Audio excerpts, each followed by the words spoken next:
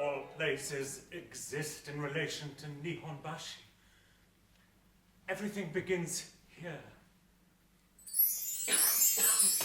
I think it was 2011, was it, when Nancy's book of poems, Tokaido Road, was first published, and we all got hold of a copy and read it and thought there's a lot of things in here that resonate with what we've been doing with Okeanos over the past 10 years.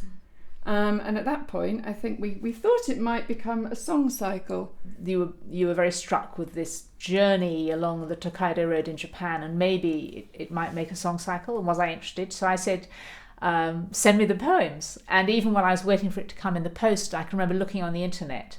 And I think I don't remember which Nancy had on the internet, but it was probably the first one, the poem that's about leaving Edo, i.e. leaving modern Tokyo, which begins, all places exist in relation to Nihonbashi. Everything begins here.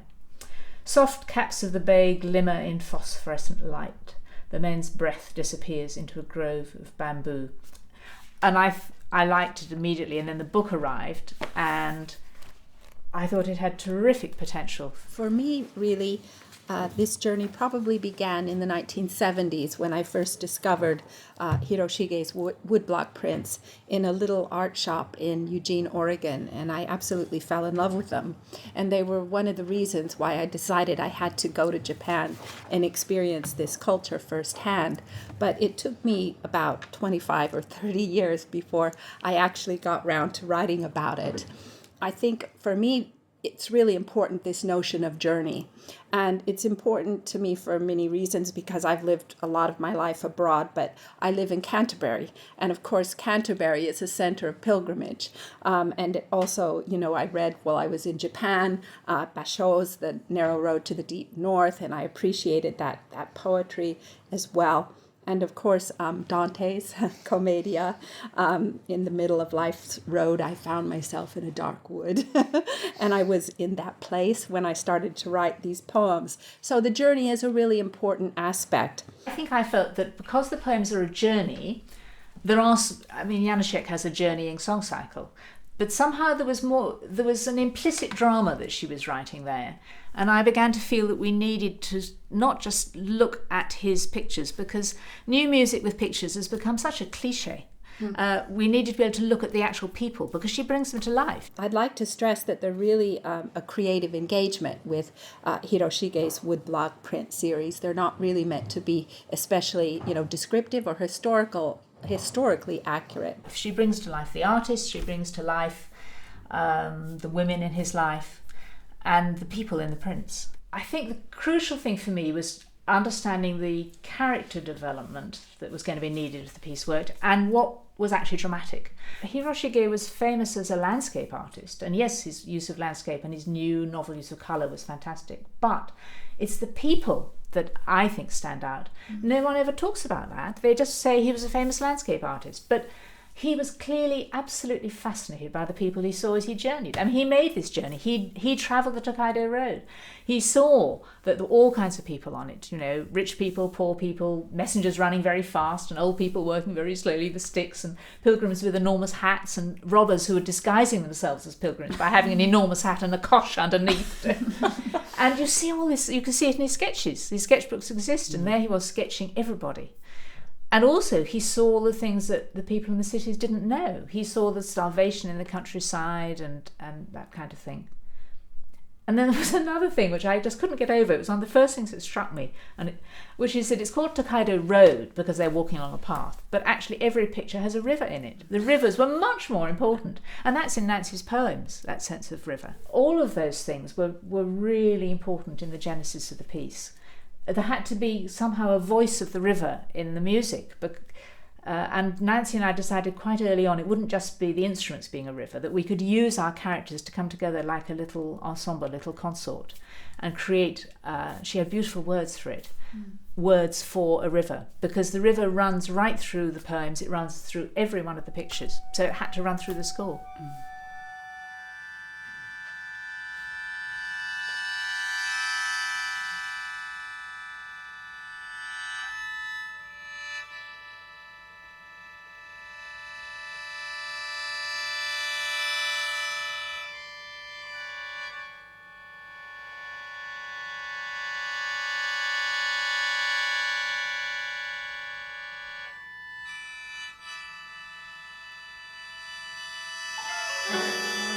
Is this the start of a new life? Traveling light, close and lock the gate. I must journey to paint the road. I must journey to know the heart. My friends wave as I slip out of sight. What I dreamed of always was this road.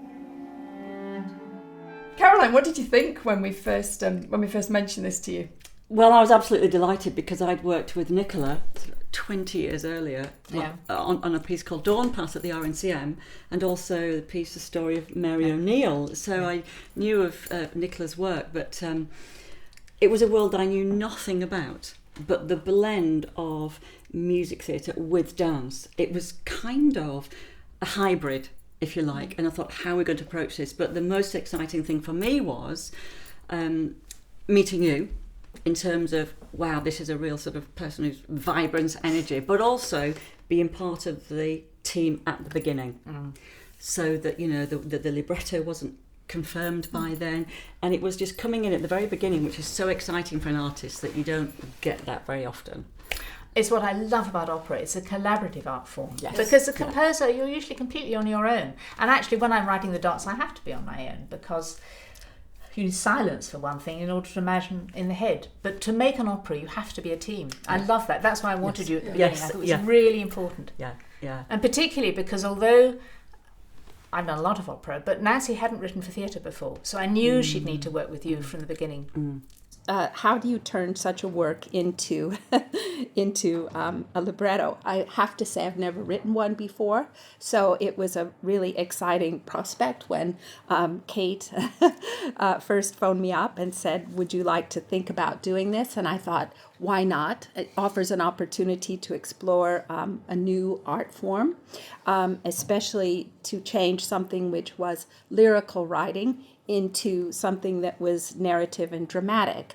And so I was really excited about the artistic possibilities. For me, it was looking at the poems and then seeing what the shape the libretto would have. We had conversations of how it would work dramatically, and then there was a gap where, for me, where you were composing. So all these ideas were buzzing around my head, and then it was almost like another birth, if you like, when I got the dots. Yeah.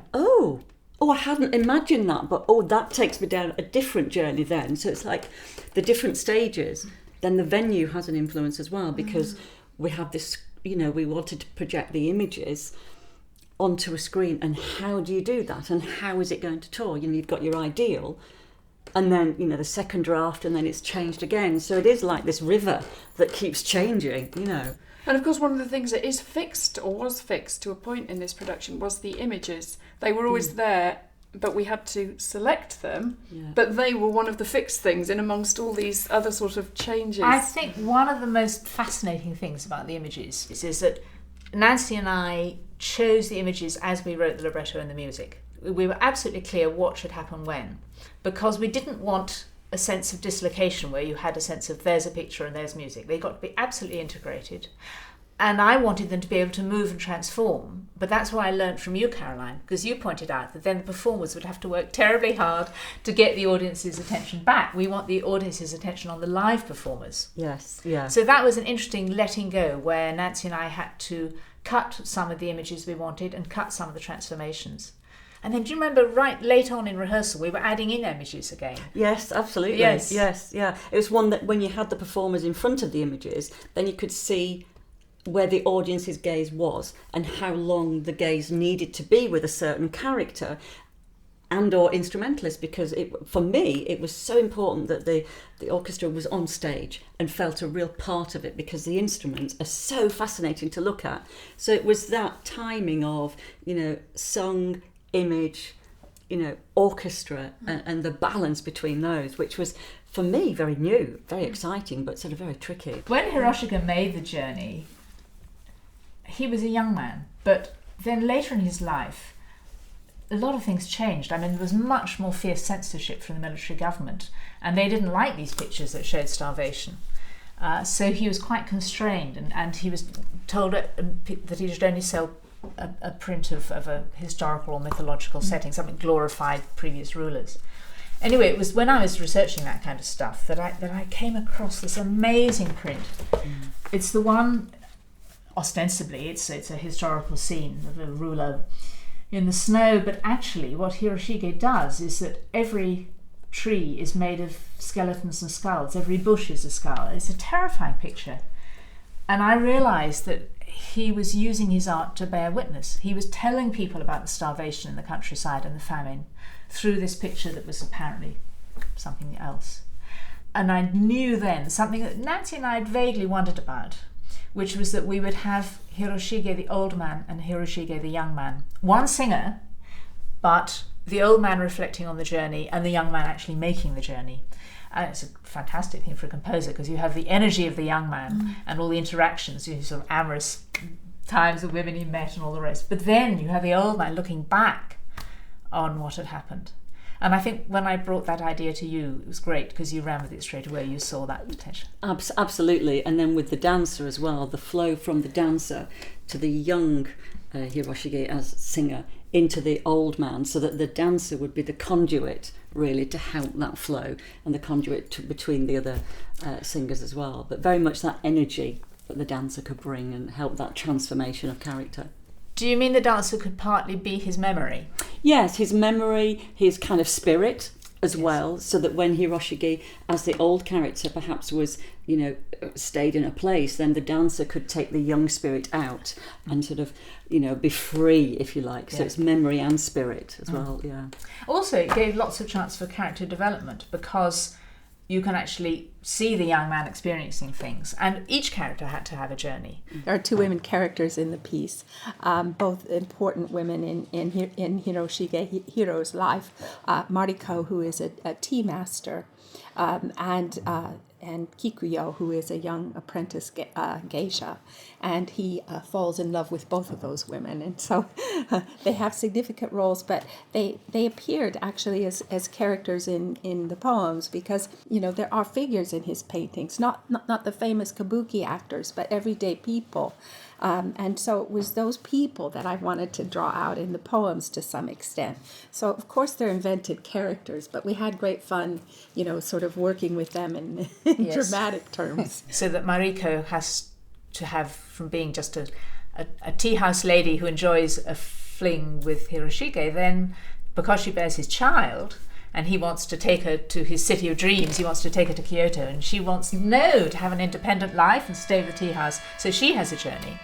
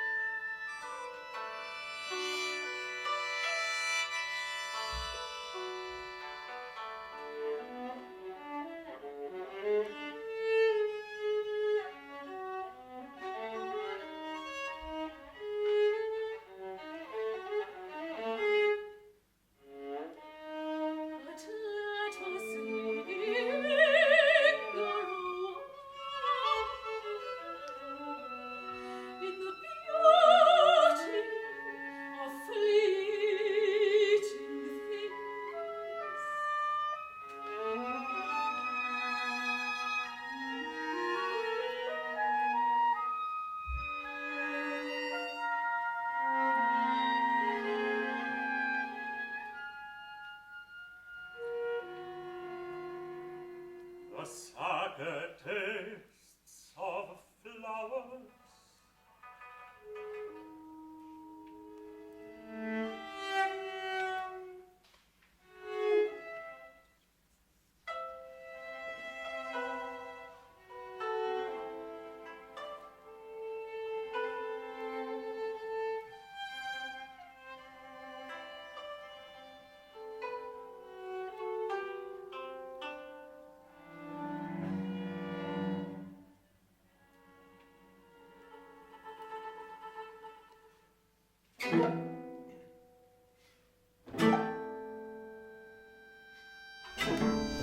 It had to take the essence of Western and Japanese culture and moved to a new place.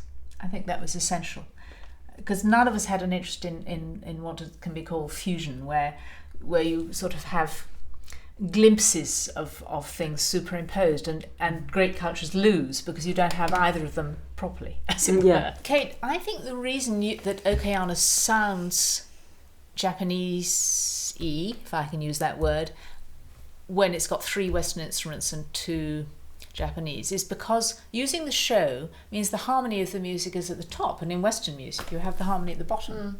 So you've already got a Japanese sound world. What I've done with the show is, it's completely diatonic. Well, this sounds up here. It's like a scale of Ds. No notes it has. But because traditionally it plays clusters, so you get this kind of sound, I can make a meeting between my kind of harmony and the show, I think. At the opening, I'll just use the Western instruments, but playing the harmony of the show. So if the Western instruments introduce what the show can play, so that, for example, that moment when you first have a clarinet line,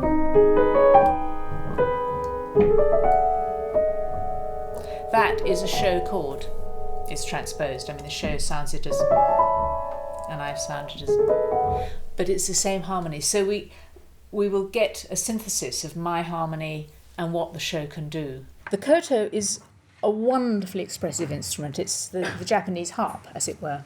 It's a modal instrument, and as a contemporary composer, my language is totally chromatic. I mean, I may well choose to write modally from time to time, but I employ a chromatic language to which the koto is not suited. On the other hand, its expressivity, where it can inflect pitch, is very, that's something that I and other contemporary composers find very sympathetic. And also the balance between the West and the East, because Okeanos has Western instruments and Japanese instruments. And I think it was your suggestion that we had a Japanese dancer, since we were casting Western singers. Yes. And I think that balance worked beautifully. And also bringing in a Japanese designer.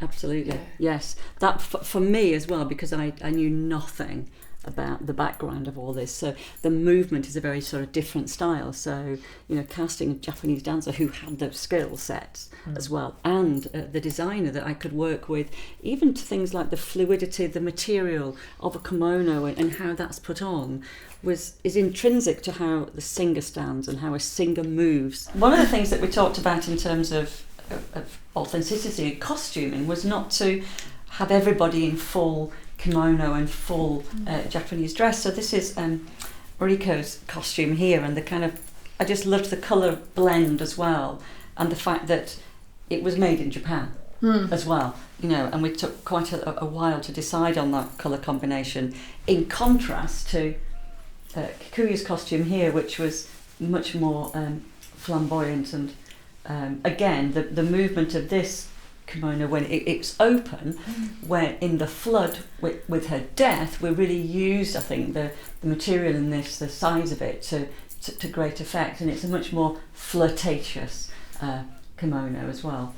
Also then how the dancer moves, but everybody had to sort of feel that they had a sort of an umbilical cord to the style of it, and Yes. the flowing river. It was always in my head, what's the flow all the time? What's the pattern on the ground? Because that river was just meandering through it. Yes. I remember early on Nancy said to me, well, how will we do a river? And I said, well, you can do it with lighting, you can do it with blue silk. And then when you and Kimie were working, these were exactly the kind of things. Absolutely, yeah. And the sails of the boat, on one of the pictures where we see Hiroshige getting on the boat, making the journey across a river, that sail again, the sort of fluidity of it's like this, image. Yeah. That's it, yeah, absolutely. Yeah. And of course influenced the whole set design. It was a great moment when Kimie brought the model box, and we saw the way she dealt with the idea of, instead of a screen, you have a sail. Yeah. So she integrated every aspect of Hiroshige. Yeah. But Kimie was quite right, because by having that very shiny floor, we got the extra reflections and the water again, the image of the river again. But it's also, it seems to me, very Japanese, because you have that wonderful elegance and control in everything, But at the same time, it's a paradox because there's also a great deal of violence in their culture. And I suppose we had that, of course, with the suicide scene in our piece, and with the whole idea of storm and energy and injury. I think it was quite difficult that we couldn't call it music theatre because people think that means the musical. We couldn't really call it chamber opera because it had dance and mime projection. We couldn't call it multimedia because people then immediately assume there's an electronic element or something.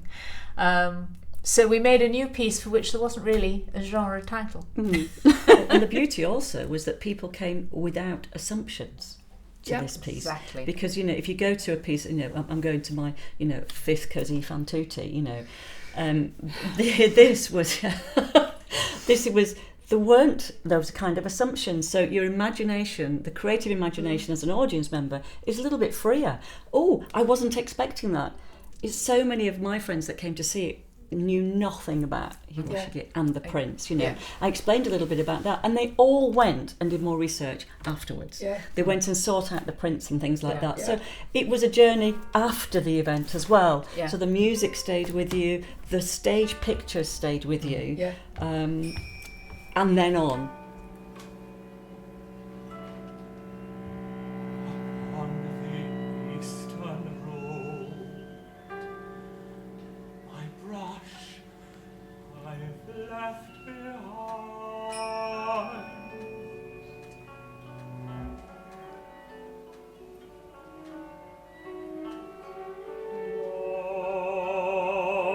On a journey through the skies,